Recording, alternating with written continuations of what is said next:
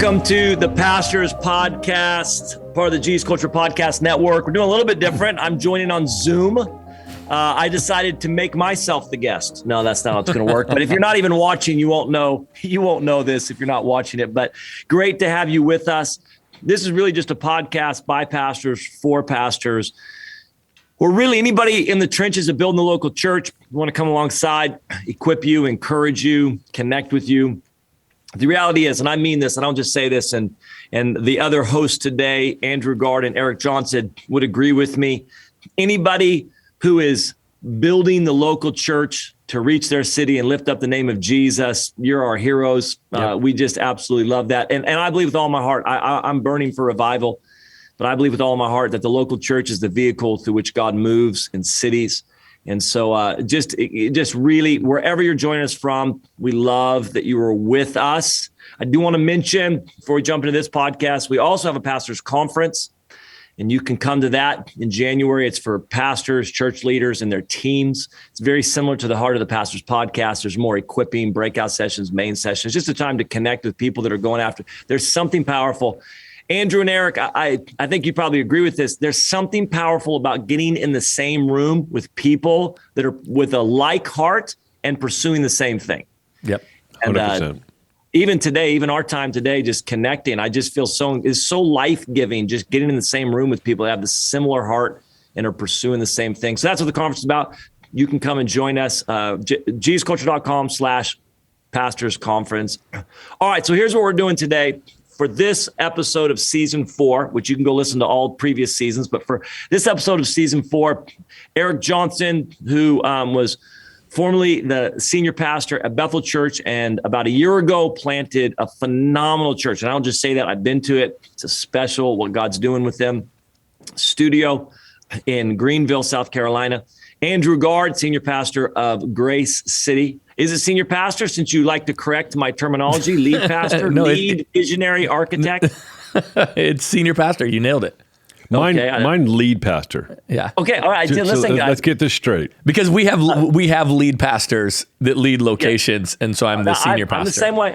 Yeah. way. Uh-huh. It's funny, Eric. I said, Eric, when we did the bonus one-on-one episode with Andrew, I said, you have a campus in Tampa. And he just very subtly said, a location, yes. And it was his passive way of like it's actually called a location, sir. Yeah. Because I care a ton about it. So that's good. Yeah, I appreciate 100%. that. Yeah.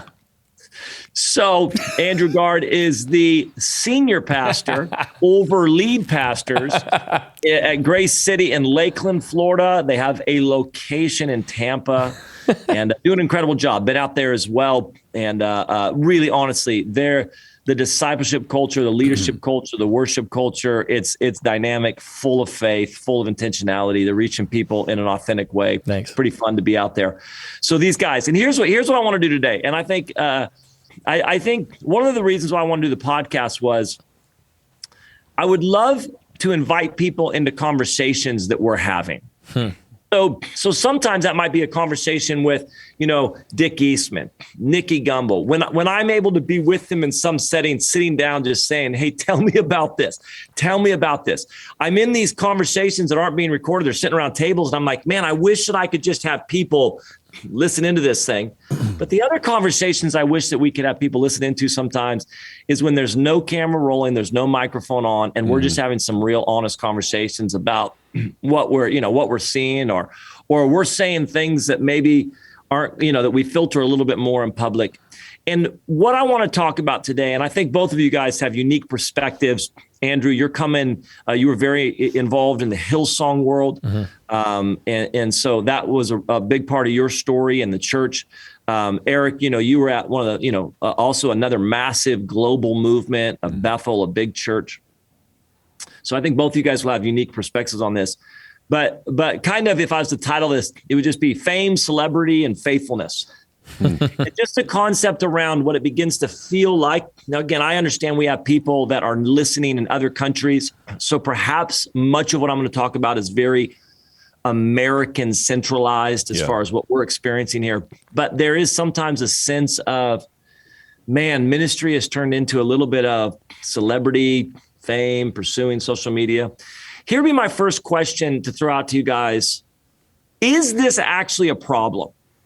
Sometimes it feels like, you see 3 or 4 people fall in ministry, and now you're like, we've got, it's an epidemic of people falling. But the reality is there's 4,000 faithful people that haven't fallen. True. Right. So my first question is this: when we talk about celebrity in church culture, fame in church culture, influence, as we're looking at our generation and younger, do we see this as an actual problem? Yeah, I mean, if I can ask the question, I mean, the thing I want to mention is we look at the life of Jesus. He was famous. So I don't know if fame or famous is the problem. Yeah, there you go. So I think it's much, much deeper than that. So, I mean, to your point, there are leaders out there right now that are really famous and they're going strong. Right. I mean, they're faithful. They're going strong for decades now. So I don't know if fame or famous is the problem. I think because Jesus was really famous, and the Bible makes it very clear. So I think it's more of a fundamental question, much deeper than that. So to answer your question, I would say yes, there's a problem. I don't know if fame and famous is the problem. There you go. It's interesting because I would probably even, and this is just meaningless in changing of words, but I'd probably be like, well, they're well known. Like fame, Right. like the concept of fame feels so kind of a turnoff at some level. I'd be like, oh, they're well known. But you're exactly right. Whether it's well known or famous, they have a large Instagram following. They have a lot of people are watching them. So I think it feels like we become alerted to the word fame and famous. I'm like, oh, yeah, I get it, because it helped to sum up a deeper issue we're trying to describe.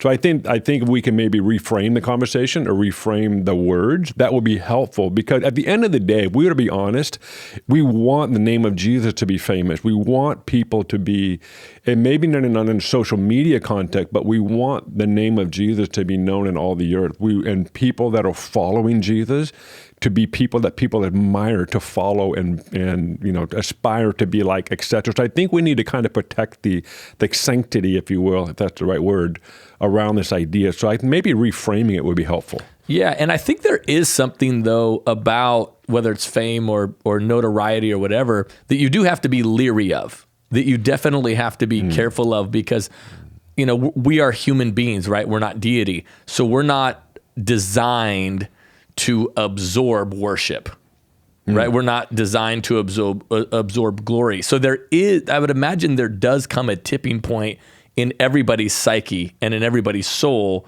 to where you go, okay, this is too much. And again, I don't care if you pastor a church of 100 people or 30,000 people. If you're in ministry, you probably get more criticism than you probably deserve, but you also get a lot more praise than you deserve, probably. Mm-hmm. Like if somebody crushes it at their job at Geico, they don't have like 10 people after their workday going, man, that was amazing. You did a great job.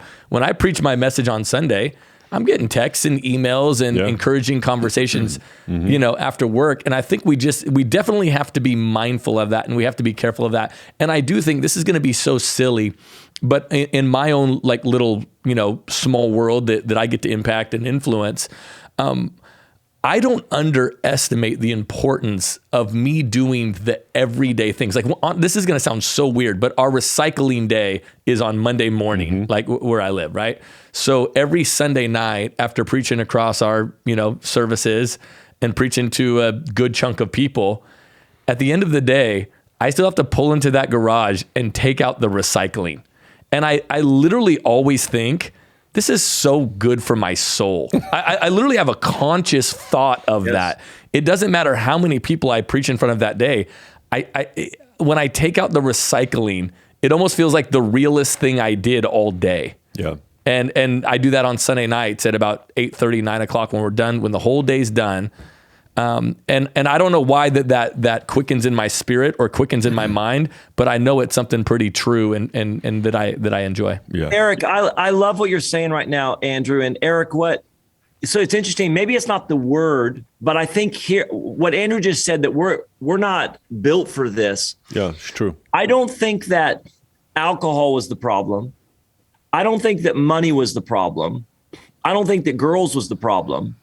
But there has to be a realization in our world that those things have taken out people. And not because like money, like there are people that have money that handle it well. But this, I think probably the fame word for me, or the well-known word, is I don't see people approaching it with a soberness. Yeah. I don't see people approaching it like even with money. I'm like, hey, listen, I love you got money. Just be very sober about it.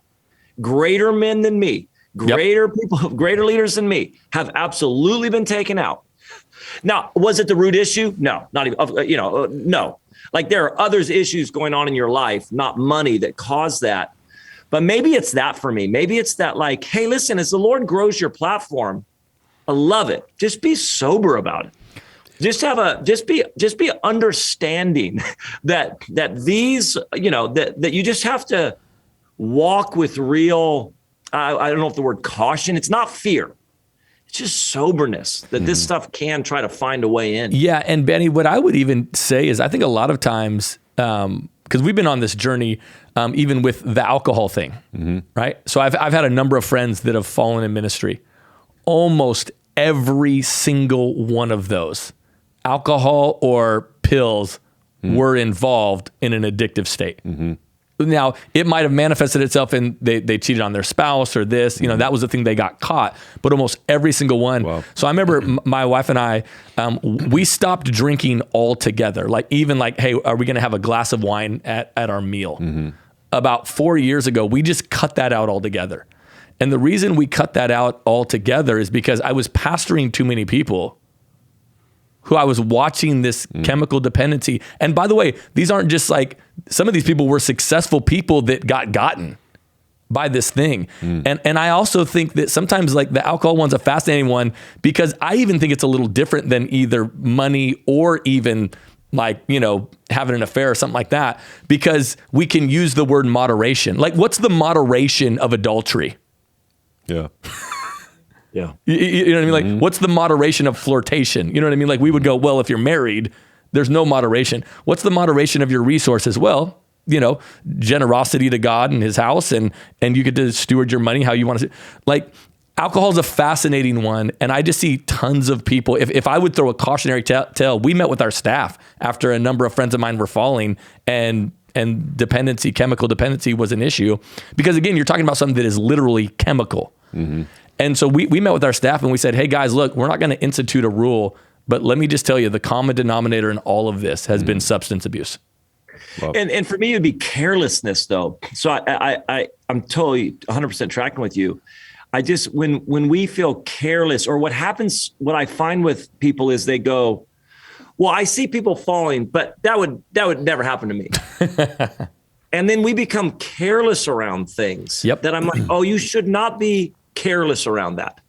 You should not be flippant around that. There are some things you need to approach with so I love what you're saying with that. I think there are kind of two. I think we have to learn to build internal cultures to know the difference between what the right answer is and what the truth is. And I think we need to develop cultures around us where leaders and people that we're not looking for the right answer, we're looking for truth when it comes to hard questions.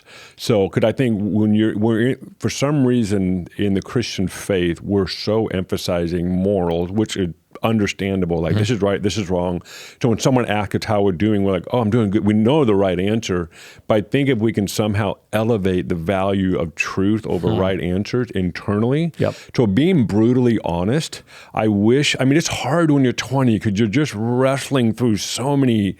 You're 20 years old. You're just in such a, you're in that space of life. Now I'm in my mid 40s. I'm like, man, I just want to be brutally honest. What's the true answer to this situation? Right. Is that attractive to me? It actually is. And being more honest about stuff like that. And so I think somehow if we can develop internal cultures and external cultures that value truth over right answers, we could move farther into more pure character and developing leaders and people that are actually walking in purity and can handle the weight of, quote unquote, fame or celebrity and all that, because we're building internal structure that is so much more healthier. So I wonder how much of it is, we just need to be brutally honest. Like that is actually attractive to me and that scares me. Yeah. Like, oh my gosh, and actually addressing that and doing the due diligence to deal with the issues. So being brutally honest. Because here's two things that are attractive to me: significance and an escape when I'm overwhelmed or stressed. Like, and that's the thing of like, if I don't get healthy, my need for significance is going to drive me. If I don't get healthy, my need to escape when things are stressful is going to drive me. Let me ask this then, Andrew, because we were talking about this before, where so maybe the pursuit of fame. Again, there's so many deeper layers this obviously we want to talk about, but is it being well known? Is it that's my goal?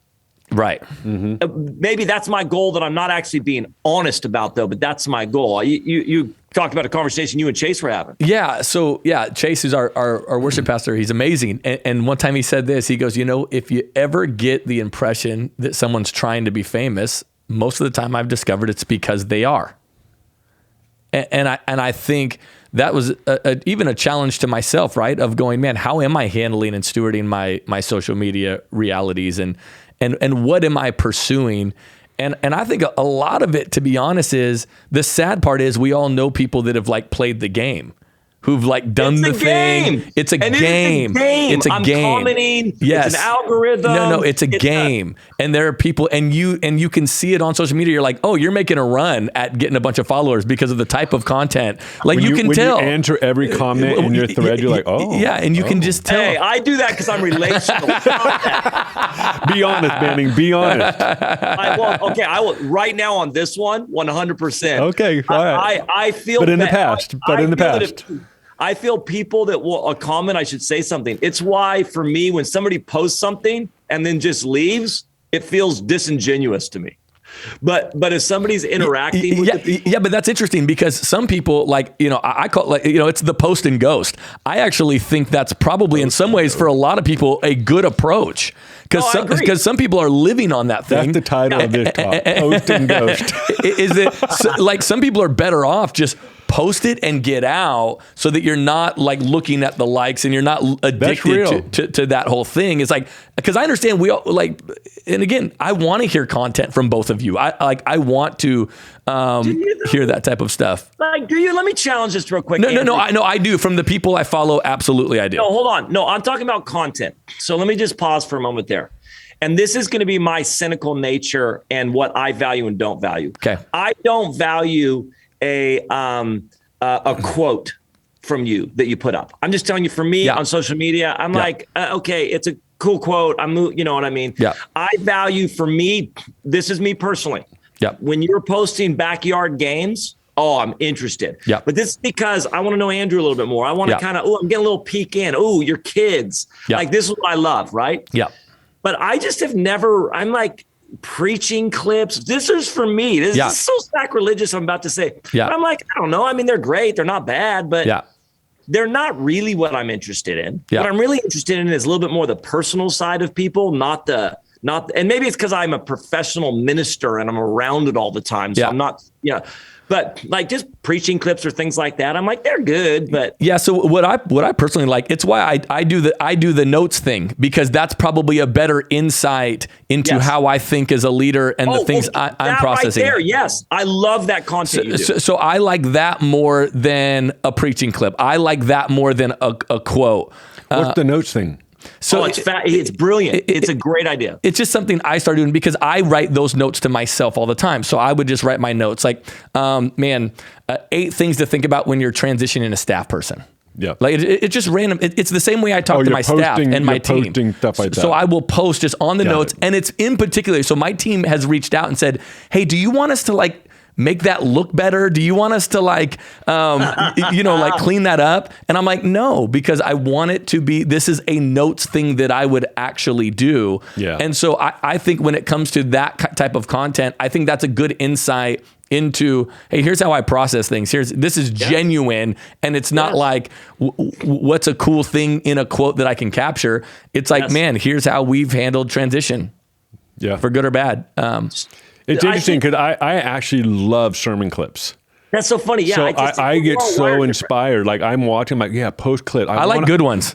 That true. That's I true. like good ones. But I actually really like, I like quotes and all that. I love And if you're under 28, you probably shouldn't be posting any sermon clips. Yes, that's a really good point. But good sermon clips, I'm like, okay, this, I love this. And I save them all. Yeah. So, and hear my heart real quick if you're under 28 listening to this, because why 28? You would 30. Let's go 30. Let's go a round number. No, here I really mean this, because a huge constituency of our church would be like under 30, right? That would be a huge component of it. The reason why I think it is important is I think you need some measure of obscurity to hone your craft. I agree. And I'm so glad that I didn't feel the pressure of putting out sermon clips when I was 25 years old, when I probably should have been focusing on becoming a better leader, having better spiritual disciplines, getting better at pastoral care. Mm-hmm. I would have been better served in that way. And so I just think if you're under 30, man, let your gift grow in as much obscurity as possible, so that when you actually talk, there's something of value to say. And so that's we're now talking social media, but it's also a lot of work. Yeah. Half the time I'm like, dude, that took me so long to put that little thing together. Like what, like this, it could just because I don't have a massive value for it. But my point is this, those young guys that should be pastoring young people, that should be the amount of time they're spending on putting together some package for social media. It feels like, what are you doing, man? Go grow somewhere else. And bottom line, it's probably not a good representation of where you're going to be. So I don't want to until I'm ready to be a chef, I'm not posting my picture of my top ramen. I don't want to post that. I'm working on being a chef. Here's the problem. Top ramen with filters and music looks pretty dang good. Really good. I'm just saying. Yeah. If you put music and you put some little graphics around that top ramen, it's solid. I mean, I'm 40 and been doing it for a while, and I feel weird about posting sermon clips half the time. Let me ask this, Eric. You were talking about we just haven't been honest with the fact that. So we're talking about, it's not necessarily being well known, but there is some pursuit in us. Yeah. Oh yeah. There's something that really, and I mean, I'm going to be 47 next month. To act like somehow more likes doesn't kind of make me feel good. And I don't have a massive following. I'm just saying there are guys that are like so much further down the road with social media following us. It still kind of feels good. Totally. And that's where I don't think we're being internally honest. Yeah, my goal right now is to have more followers on Instagram than banning. Yeah, I think you already do. That's already happened. I'm not there. You've been ahead of me for a while now. So well, I've been stagnant. So. In all seriousness, being brutally honest, I think it's a great place to start. I mean, what you said, somehow the obscurity, maybe we can find language to. It's actually helping to build character that you're gonna want. Yeah. You're gonna need. Yeah. So somehow making that way more attractive and sexy and that's where that right there, I'm so glad I didn't have this pressure when I was in my 20s and even in my 30s. Right. And because I feel it now I'm 46 and I'm like, man, it's still there. But thank God I got 25 years of some character development in this area. So I can't imagine. So I think somehow we need to elevate the value of building character in the obscurity and playing the long game. Yeah. Banning, I remember you said, what is ministry? It's like, man, about maybe 10% is the speaking part. Maybe. Yeah. I mean, maybe. The rest of it is not. Right. And so I think, social media is all about, the speaking part of our job, so to speak. And so somehow the other 95% of our lives have to be valued and emphasized and talked about. Mm-hmm. So we're talking a lot about social media right now, but the question is what do we do on this? Because here's the crazy thing. The further we get in, Twitter, I mean, this is the crazy part, guys, too, because we're talking right now as a pastor of a church. When I talk to people, social media is more of a detriment than a benefit. So I'm going, hey, well, we're going to create this massive social media presence. But the reality is, I think the whole platform, the amount of people I talk to that say, I got off social media for 30 days and I have never felt more liked. I've never felt more free. I've never felt happier. Right. And I'm like, well, that's a concern. And for me, on Twitter, I finally have to just get off Twitter because on Twitter, I want to see some sports stuff. I want to see some news headlines. But in order to get through, in order to read those, I have to wade through Gotta get through the everybody mud. criticizing Asbury. You know what I'm saying? So for every post that I'm seeing about, man, that's awesome. The Asbury Revival, this is incredible. Way to go, guys. I got to now filter through things that are popping up in my timeline that are like, well, is it really this? And it just begins to wear on me. So I guess my question is, I don't know, you guys will probably have different opinions on this, but when it comes to that core thing of this younger generation, all of us wanting to pursue fame, wanting to pursue being well known, wanting to pursue significance through that, can they navigate it on social media? Can we actually have some type of healthy presence there? Have you seen anybody do it well? I think it's going to vary person to person, and I don't want to use the cop-out answer, but I think different people have different callings. Like I'm grateful that there are people that have blown up on social media and that God is using that and God is using them. And I think that's amazing. I think what every individual has to do, and this is what I've tried to do for myself, is what do I want my life to be? Because I can't worry about the pastor, 2,000 miles away from me. It's what do I want my life to be? And for me, I don't want to be held captive by this thing. Like I go weeks and just forget to even post. Like I forget. So clearly it's not something that's a huge value of mine. The other thing too, this is going to be like real. This was a conversation that we would have if we weren't on this. But I'll say it anyway. I'd rather have a banging church than have more. But yeah, we've all been to environments that, man, they are great at marketing. Church is all right. Yeah. Like, and I'd rather have that to be the opposite. If both of you guys came to my church, I'd rather you walk in and go, whoa, this is undersold, not oversold. Yeah. And I just think that's the thing I'd rather pursue. And again, it's not that, because I do believe that, man, you got to be engaged and you got to speak the language of the people to some degree, but not at the cost of your soul, not at the cost of what you're actually trying to build. And so I just know for me, I limit it to like 30 minutes a day and then it shuts down. And I'm just not interested in being on it any more than that, because you can start going, man, I could have read a book. Yeah. Like I could have read the Bible. Wrote a book. I could have wrote a book. Yeah. I could have hung with my team. I could have spent time with my kids. Like, so. It's interesting. Go ahead, Benny. No, go ahead, Eric. No, I was just going to say, yes. And then, we talked about before we hopped on here. And then I have this thing, we can't vacate the space. Right. So how do we deal with that? And what I mean by vacating the space, I don't know, for me, I get lots of DMs from people that are like at the end of their road. I mean, they are in desperate situations. And somehow a post or a comment or whatever, it's true. It impacts them. And so it's like, okay, there is some value and beauty in that. So for me to vacate that space, I did a sabbatical last year and I wasn't on it for literally 3 months, and it was awesome. And life went on. Life totally went on. My worries got less. And so it's a weird, it's hard to navigate when an algorithm is designed to make, you're the product.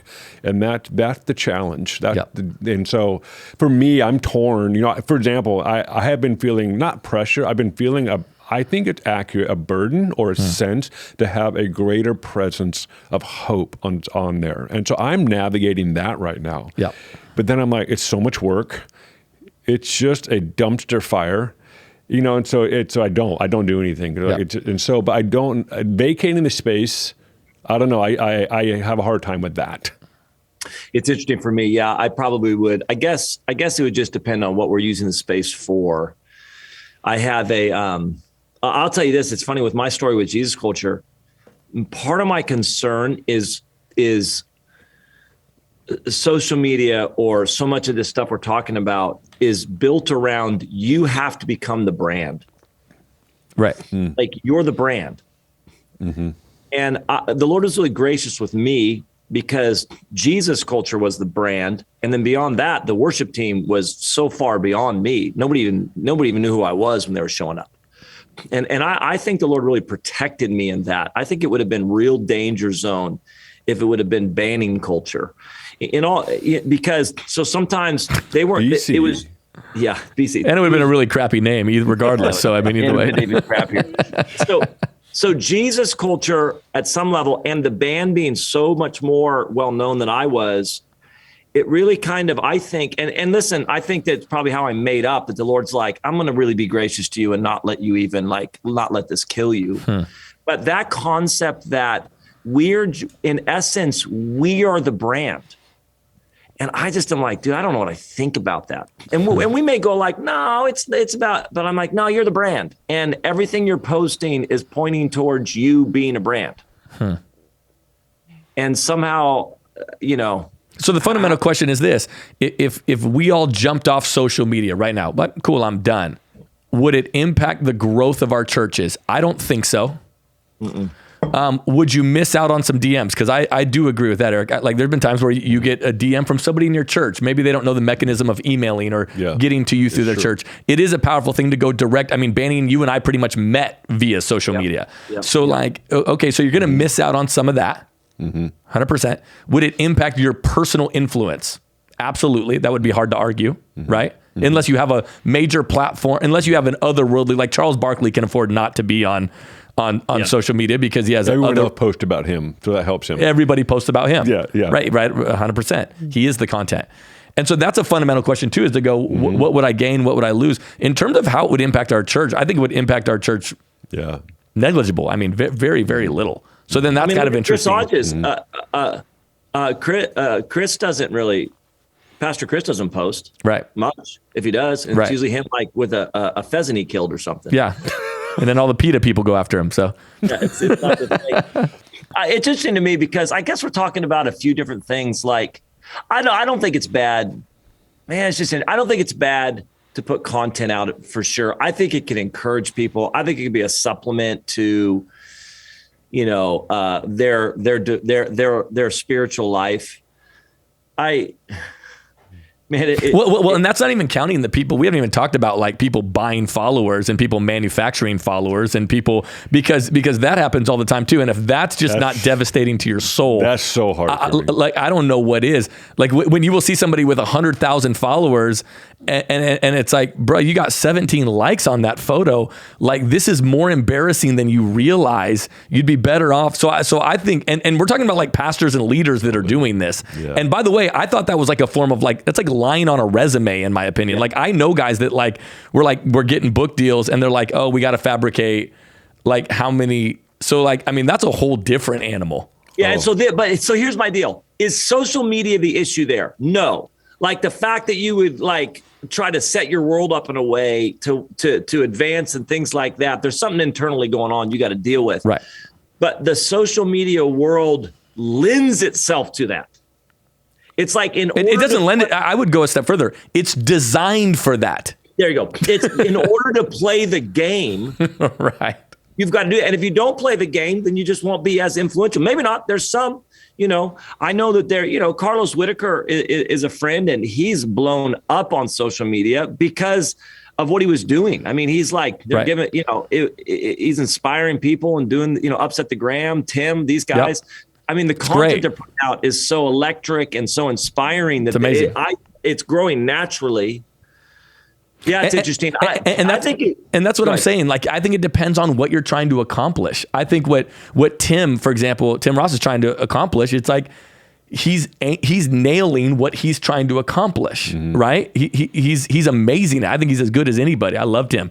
And but then when it comes to, okay, if you're building a church, does that hit the aim of what you're trying to accomplish? Yeah, so let's talk building a church real quick, because we're now talking about, I think for the most part, most people listening to this are not going to be in the category of beginning to get tens of thousands of followers. Most people watching this or listening to this, they're like, I'm trying to be faithful in my church. I am trying to, there is that pull to be significant. There is that pull for being a little more well-known than I am. But here's maybe one of my concerns. Eric, when you say, can we vacate the space? I do think there's so many layers to that. And this is maybe where a lot of people are going to disagree with me. And maybe all of the millennials and Gen Zers would disagree with me. But when we say we have to use this platform to reach people. Part of my concern with those statements is we're doing that because people aren't reaching people. This is just Church 101, that if only 3% of your people are actually actively sharing their faith, you're trying to think of ways to have special nights, crusade. You're trying to think of ways to reach people because your people aren't reaching people.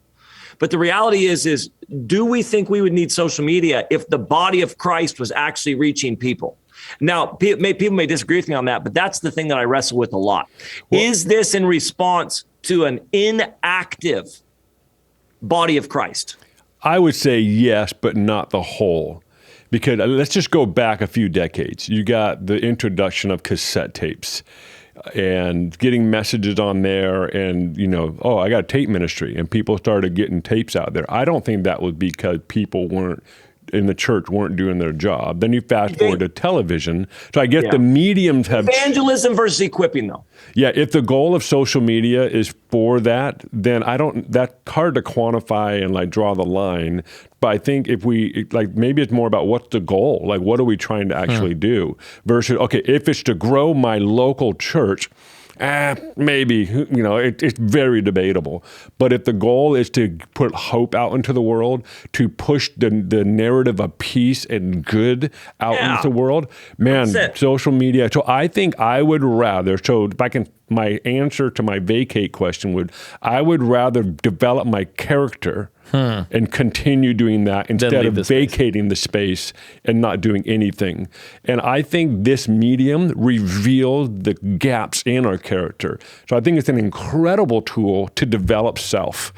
I mean, when I go, man, I actually care way too much how many likes I'm getting. Okay, what is that? I need to go to work on that. I might need to take intermittent fasting from it. I might need to do all these things. But for me, I don't know. I'd rather really go to work on my character as a human, as a leader, instead of vacating the space. But would you say this? You've got the most character ever. There's a handful that are outliers, but as far as the guys that are exploding, you've got incredible character. You're not being driven by a need for significance. You're not being driven by a need to be well known. But the game that's required, if you play it, is not good for you because it requires more time than you should be giving it. Because it requires you to like things that you probably wouldn't have liked before. It requires you commenting where you wouldn't have commented before. Like, it is dictating what I do. And that's the. But I think, I agree. I hate the algorithm. I hate it. It feels like, I mean, I miss the days where it was just like it just went in sequential order of who you followed. I miss those days. Yeah, chronology back. So I think that's where it's a whole nother layer. So I think for me, I'll just speak on my behalf. Is I'm trying to just live like it used to be instead of play the game of the algorithm. And doing my best at it. Because I can tell if I comment on every comment and do all that, then it helps. I'm trying. If I find myself trying to play that specific game within that algorithm, then I'm like, okay, what's going on here? So I keep bringing it back to self, to be honest with you. And there's a real addictive nature to this too. I think that's the other thing too. That's what makes it different than the tape ministry. Is that there's an addictive nature. Feedback. The instant feedback loop. There's an addictive nature, a dopamine hit, and those types of things that I think make it a little different too. Dude, that's fascinating right there. And with all again, that, we're not honest about it. Well, 100%. I'm telling our church, I said, guys, just be honest. You're addicted. Right. The information the world's giving you. You're addicted to news. You're reading the same news article written from the same content. You're reading 5 different articles on it. You're checking it all the time. And that is where we just you're addicted to this. And you know that because when the other day, my wife and I went out to dinner and I left my phone in the car and she went to the bathroom. And I'm sitting there at the table. And you're like, what do I do? I'm just sitting at the table looking around. And it's like, that's not a good thing. Yeah. I noticed that whenever I had taken stuff off my phone for a season or something like that, and this is how bad it got. And this is why I think we need to have the conversations, because I pulled up to a stoplight and was there for like 60 seconds and reached down to my phone, but I'm like, oh, I can't check anything. I'm like 60 seconds at a stoplight. I can't, like, what? Exactly. Like, what? Yeah, I think, maybe a lot of the talk, not now, but in the future, should be around just some really good healthy practices. Just some balance in practices. Are we a slave to this? Can we be honest about that? If we're slaves to it, then here's some practices we can implement. Yeah.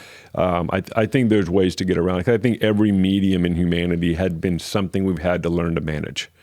I mean, I think we just have to look at it from that perspective too. Like TV, I grew up in church, a pretty strict home, and can't do this, and the credit would be I turned out pretty good, so I'm thankful for it. But at the same time, it was very strict, and so with TV, with music, all of that, and so it's like every medium has its dynamics and challenges that can shape or ruin character or ruin humans, and so I think this is just another medium that's way more interactive. But it's designed, which is the point. It's like it's actually designed to make you a product. Yep. That's just a whole different animal that we're having to deal with. And we have a generation and I think being honest, like our actual neural pathways are being influenced and shaped by an algorithm. And so being naive about that, if no one's ever watched Social Dilemma, it's a few years old now, but that film was just so like, oh my gosh, this algorithm is designed to sell me to every advertiser in the world. And so just realizing, oh, this is a different animal than that CD that I bought or the TV show I watch. And so I do think we need to gain in our intelligence, our understanding, and be way more informed, which I think will help to lead us to better practices as followers. And I think if I could talk to pastors for a moment, just like Andrew was talking about, so if we could just go, let's talk to pastors and church leaders. We almost need to come up with like a 10 commitments we're making, because there's a false sense that my church and youth group is going to grow if I'm better online. I'm like, your church and youth group is going to grow because God's moving there and because your people are activated. 100%. The best way to get your church to grow is have God show up every week and have people being activated in discipleship, in reaching people, in inviting, right? I mean, I don't know what the stats are.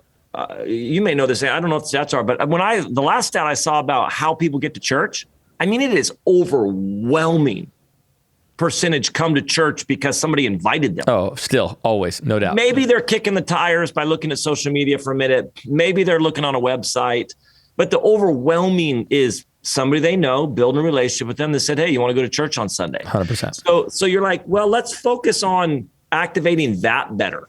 Yeah.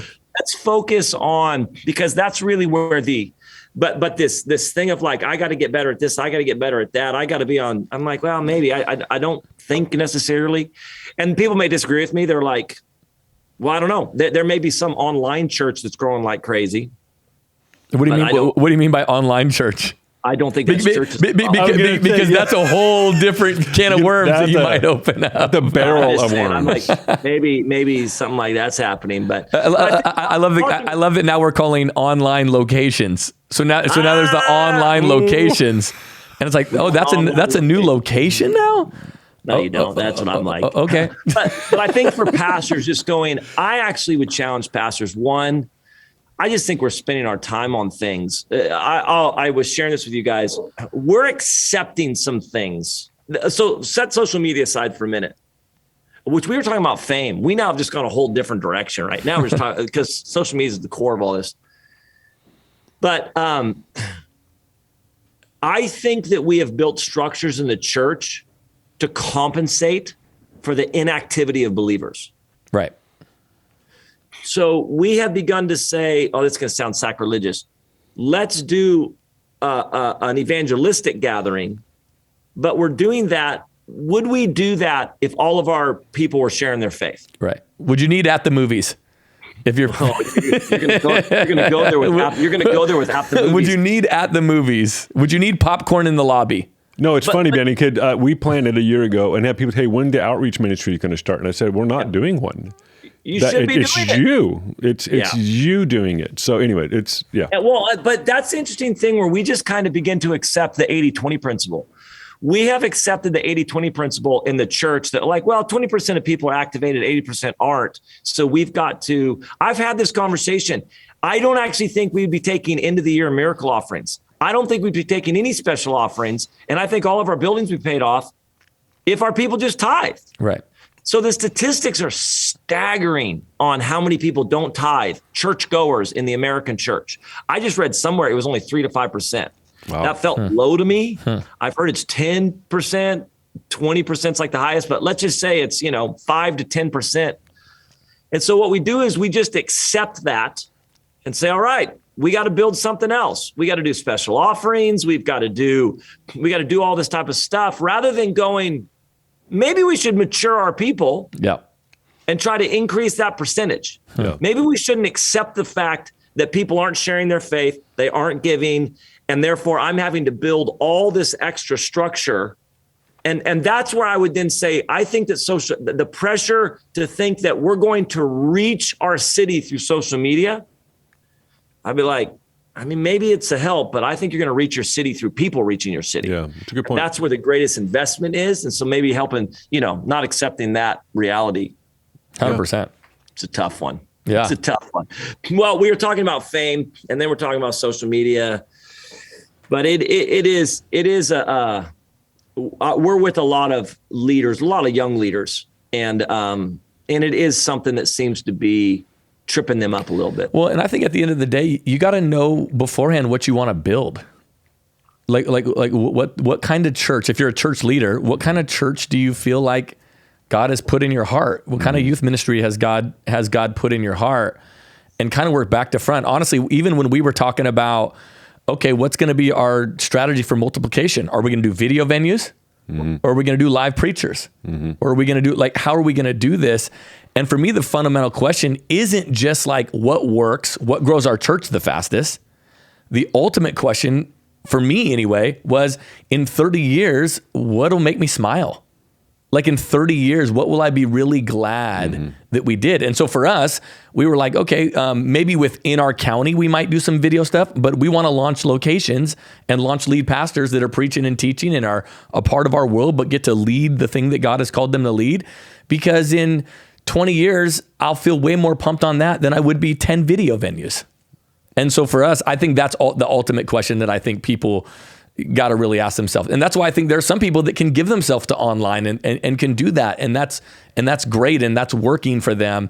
And then the rest of the people that wouldn't work for, it's smothering them and it's causing them to feel insecure. It's not a mistake that young people are committing suicide by the droves. It's epidemic. So clearly this thing is different than anything else we've ever dealt with, probably in the history of humanity. So it is a different thing that probably requires some different responses. Maybe we end with this, guys. I think that no matter what, I think that we just have to be honest. That's something that maybe isn't happening a lot, where we're not just stopping and going, I really do like likes. Right. Maybe I should stop for a little bit and figure out why that is. Yeah. Maybe I should actually try to be a little bit healthier in that thing. Or I'm just doing it because I feel pressure. It's not really what I want to do. I just feel pressure that maybe I have to because somebody somewhere said, if you're not on social media, you'll never reach the next generation. I don't believe that. Let me just tell everybody right now. People have said that if you're not on social media, you'll never reach the next generation. You're missing the greatest opportunity. And I'm like, I don't agree with that. I don't agree with that. Yeah. But whatever. So maybe just be honest with that. Jimmy Rollins said something, and then I just love to hear you guys' closing thoughts. Jimmy Rollins said something that was so brilliant, I thought. He said, what would you do if you didn't know what other people were doing? And that thought is so struck with me. And so part of that is just being honest, I wouldn't do this. I wouldn't be spending this much time thinking that I got to do social media. I'm only doing that because I think other people are doing it. I wouldn't be working this hard at making a brand for myself. I just think that's what I see. And so I think trying to get to that place of just going what is it that's in my heart that the Lord showed me? What has God shown me? And I just need to go do that and walk that thing out. Any last thoughts, guys, on fame, celebrity, social media? Well, I would just say, along with what Jimmy said, who is brilliant, by the way, to be honest, you know what my answer to that would be? What would I be doing if I didn't know what everybody else was doing? Exactly what I'm doing right now. Yeah. And the problem is, as soon as all this Asbury stuff, so now it's everybody's calling a prayer and worship night. do I need to call a prayer and worship night right now? Like, That's exactly right. do I need to do a That's 10 interesting. p.m. to 4 a.m. worship? Should I? And I think for me, like, I think what would I do if I didn't know what anybody else was doing? Exactly what I'm doing, in exactly the spirit that God has called me to do it, with exactly the anointing and the grace that God has called me to do it in. That's what we'd be doing. Oh man, there's a good one though, because I think God's moving at Asbury. So I'll just say this right now. No, I think so too. No. I'm saying Yeah. I'm qualifying my statement. I think God is moving at Asbury. I think that He's using this to spark faith in the hearts of people. I think that people are believing God, and maybe we should just take some time to seek the Lord. But you're right. All of a sudden, it feels like people are doing stuff, not necessarily because the Lord's moving their heart to do it. It's at the movies. They're like, we gotta do what everybody else is doing. It's at the movies. It's like, oh, am I going to be missing it? I can just speak for myself. That's how I feel currently. Yes. That's how I feel currently. Yeah.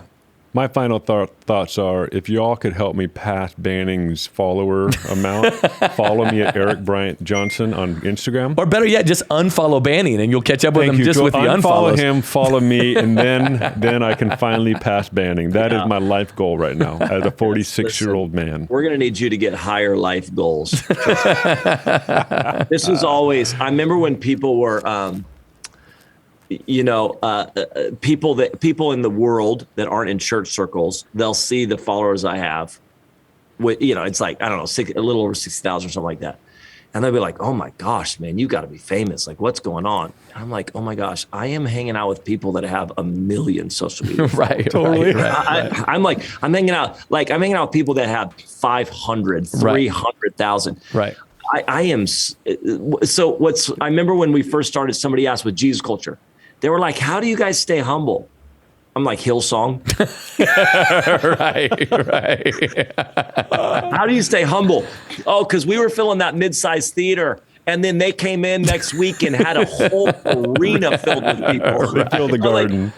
Right. Not hard to stay humble when you got all these other people. So my point is this: it's not hard to do. Eric, you got this, man. We're believing God for you. My serious final thoughts are: be brutally honest. Have some really good questions lined up to ask yourself, and just be honest, and just take a razor to it, and just be real about it. And then develop new practices. Find new practices. Talk to people that are crushing it, and find out how they're doing it.